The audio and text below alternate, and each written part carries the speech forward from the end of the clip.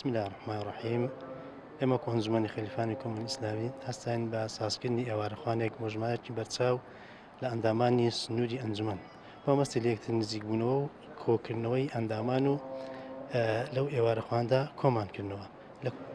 دەستخۆشی ئەنجومەنی خەلیفانەکەم الحەمدولله واستە بە ئەنجومەن هەمومان یەکترمان دیتەوە و بێخۆشحاڵم بەڕاستی کە ئەو برادەرانە بینم کە بەینەکە نەمان دیتینە. الحەمدولله دڵخۆشم بە کار و کردەوەی ئەنجومەنی خەلیفان و هەموو کۆمەڵی ئیسلامی. دەستخۆشی لە ئەنجومەنی کۆمەڵی ئیسلامیەکەین لە خەلیفان کە ئێوارە خواردنەشی عازر کردێ لە ئەو جەماعەت و دۆست و لایەنگرەکانی خۆی هەموو داوەتی کردن کە لێران هەموو پێک شاد بووینەوە و هەموو بەڕاستی یەکدیمان دیت چەند لە مێژێکدین نەدیتێ و زۆر پێخۆشحاڵین و دەستخۆشیان لێکردین و زۆر مەمنونی هەموو لایەکین کە هاتینە بەخێرهاتنی هەموو لایەکەکەین. حاڵی هەموو لایەکمان بوو بەتایبەتی لەو مانگە پیرۆزەی ینی مسلمانان فەرقێکی جیاوازیان هەیە لەگە مانگەکانی دیکە.